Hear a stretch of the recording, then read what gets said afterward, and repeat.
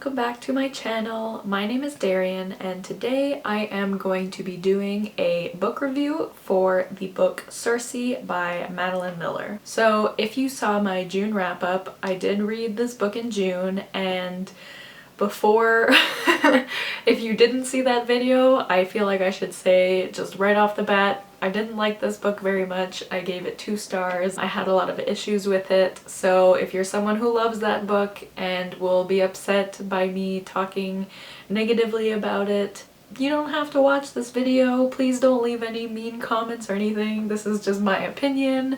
I know a lot of people do love this book and I'm so happy for you guys. I wish I loved it. I was so excited to read it, but unfortunately I just didn't really love it. So if you do love this book, that's great, but please respect my opinion.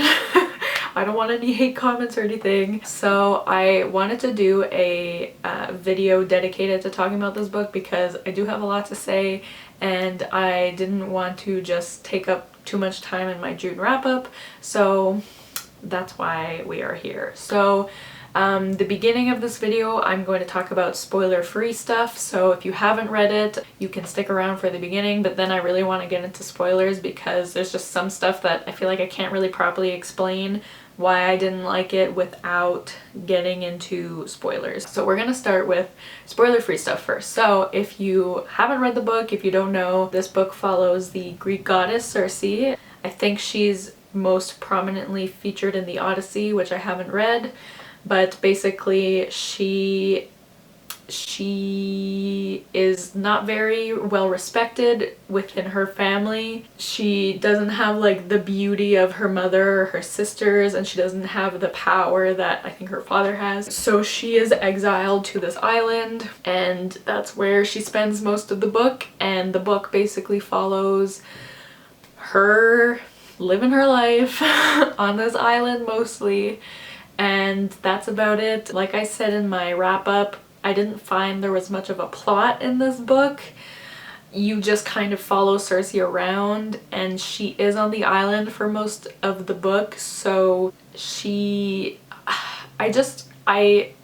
didn't find I connected with Circe enough to really care about following her and being in her head for all that time while she's alone. Like, she's on this island and people come to visit her and she leaves a couple of times and you know, she does stuff, and I was like, okay, like I just didn't care enough about her as a character to really care about what was happening, I guess. One thing I will say about this book is that the writing is really beautiful. I did really like Madeline Miller's writing style. She is definitely a talented writer, so I think the reason I didn't like this book is just, I don't think it's her fault. I think it's just my own preferences that kind of stopped me from liking it, because I just needed more stuff to happen. And you could definitely argue that a lot of stuff happens in this book.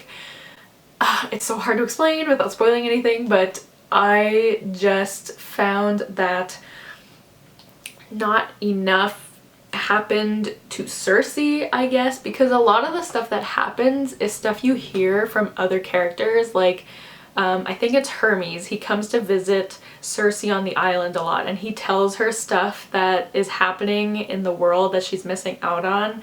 And like, I know obviously like this is following Greek mythology, so I'm sure Madeline Miller didn't want to change too much, but like I would have loved to hear a first-person perspective of the stuff that he was telling her instead of just being told about all this stuff that was happening that she was missing out on, because I was like, okay, I want to know more about that, instead of Hermes just being like, yeah, so this happened, this is what you missed anyways, and then she just goes back to living her life on the island. Like, that's kind of what really bothered me while I was reading it, because I was like, oh no, I want to read about that, not her hearing about it.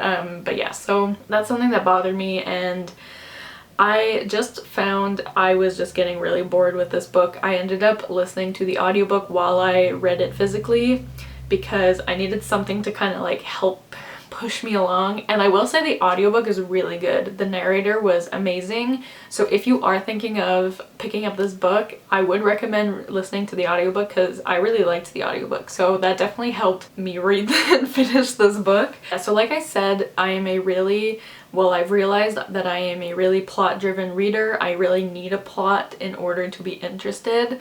But that being said, I also need good characters, and for me, like I said, I just didn't connect with Circe enough to care about everything that was going on, and I didn't really care about any of the relationships she had with people because a lot of them were either like other gods who are also immortal, but they weren't in her life very much, so we didn't get enough time to learn about them and like care about them really, or they were mortals. So, and like the book takes place over thousands and thousands of years of her life, so if she meets someone who's mortal, they're in her life for like such a small fraction of her life, so because of that they're not in the book very much. So I'd be like, oh, here's this character and they seem interesting, but then they're gone before you really get to know them.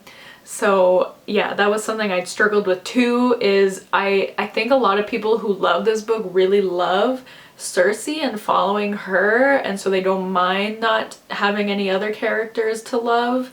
But I just didn't love Circe, I guess. So because of that, I was hoping for other characters to like too, and they're just, nobody's really in the book very much.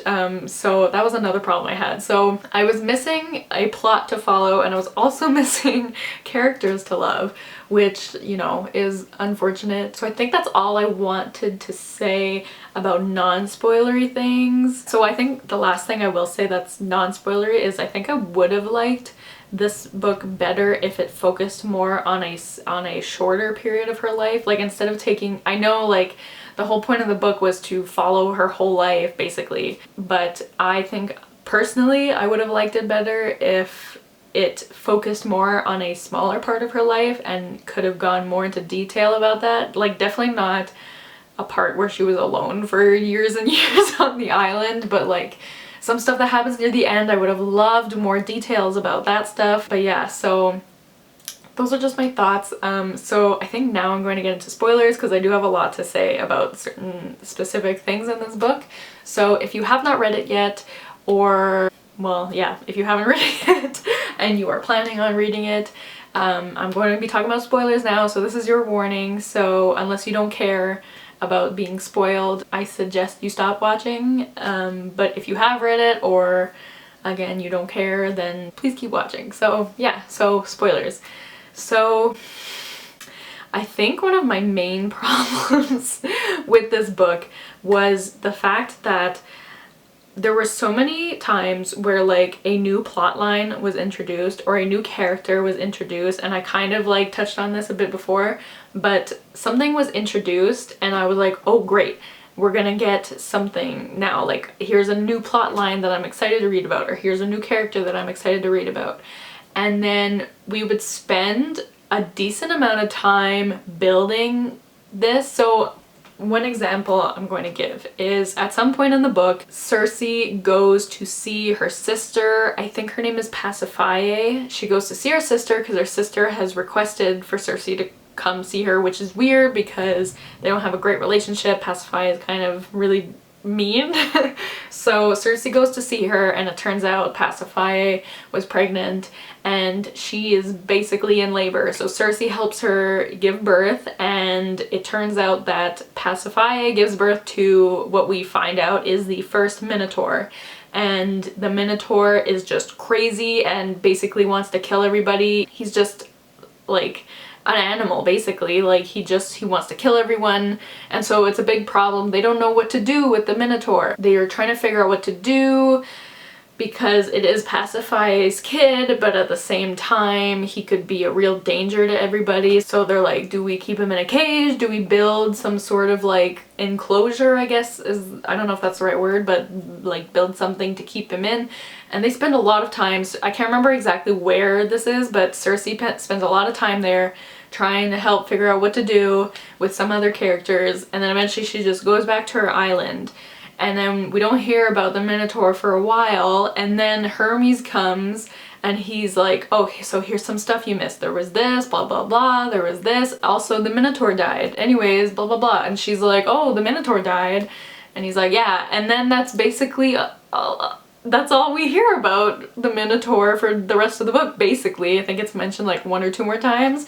But I was like, what do you mean? Like, we spent all this time with Pasiphae, and she gave birth to this Minotaur, and we didn't know, and I was like, this is such a cool, I guess this is like the main plot of the book, because this happens like kind of early on, and I was like, okay, like what are we gonna do about it? What's gonna happen with it? And then we just find out from some other person that he died, and that's it. And I was like, so what was the point of spending all that time I'm getting heated. What was the point of spending all that time like wondering what we're gonna do about him if he just dies and we don't even like get closure, I guess? Like we just hear about his death from someone else and then we don't talk about him anymore.